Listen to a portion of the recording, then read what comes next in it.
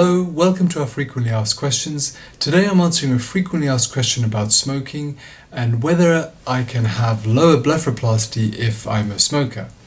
And in answering this question, we'll talk about what are the effects of smoking on the lower eyelid and lower blepharoplasty. We'll talk about stopping smoking and other parts of that, and whether you can use nicotine patches and whether you can use vaping.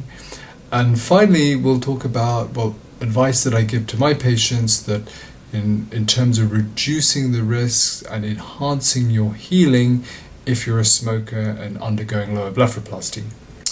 So, my name is Dr. Julian De Siva, and I'm a London-based facial cosmetic and plastic surgeon, and blepharoplasty is one of the commonest procedures that I complete for patients on a daily basis. And the information that I'm discussing with you today is information that I share with my patients on a regular basis. So in terms of lower blepharoplasty, how does smoking affect healing? Well, smoking affects the way that oxygen and nutrients are carried in the body, and this is particularly relevant for the lower eyelid in terms of healing. And if there's an impairment due to smoking in the way oxygen is carried to the lower eyelid, then this can affect healing. And ultimately, if there's an effect on healing, this can result in delayed healing, this can result in infection, and this can also result in scarring, and a combination of all of these. In addition to those effects, smoking also has an effect on pain. And although pain is generally not so much of a factor in patients who are having lower blepharoplasty, and more than 50% of my patients who have lower blepharoplasty do not need to use any analgesia or pain relief medicine. There is evidence that in smokers your threshold for pain is reduced and you can have more discomfort.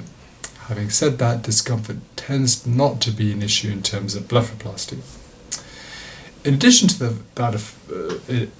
the smoking, there's been some really interesting scientific evidence looking at the effect of smoking on facial aging.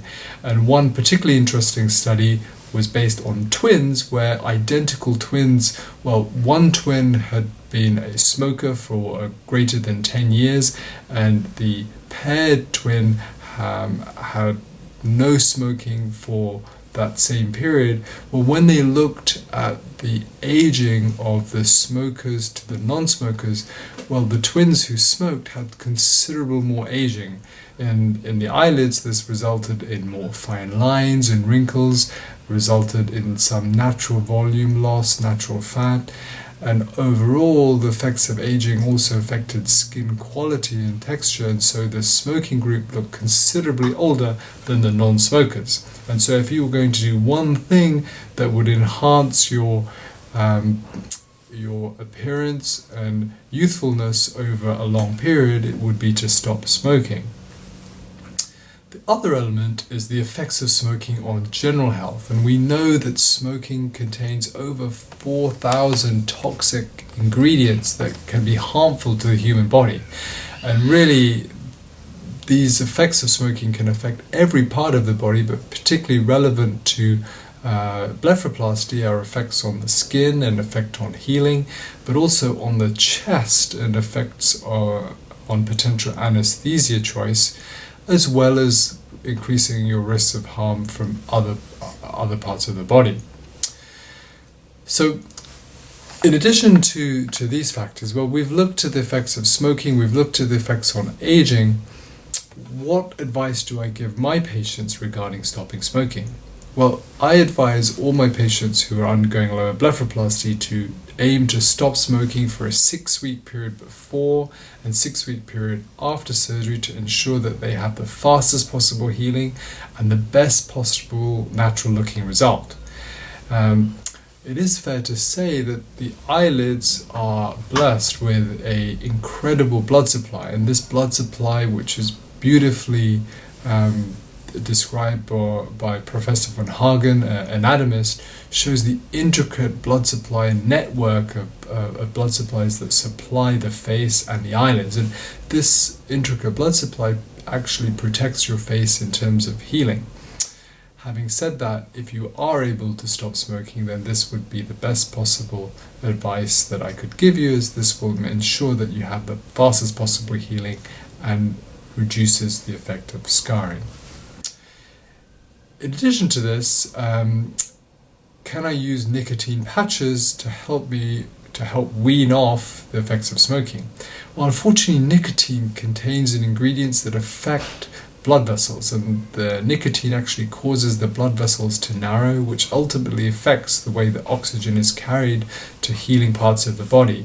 So unfortunately, nicotine substitutes are not a good alternative for smokers, and it is better to avoid both smoking and nicotine products, as both have a potential impact on healing and recovery. The other aspect is vaping, and there's been a lot of discussion in the media of the potential benefits of vaping over smoking, and it is true to say that smoking has more toxic ingredients than vaping, and it is not going to affect your chest in the same way that smoking does.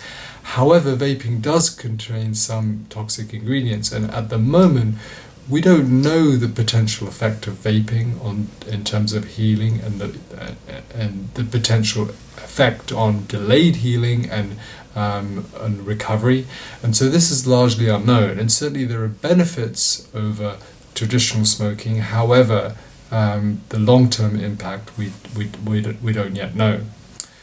Vaping that contains nicotine products, however, can potentially be harmful, and so any kind of nicotine products should be avoided before and after surgery to ensure a fast recovery.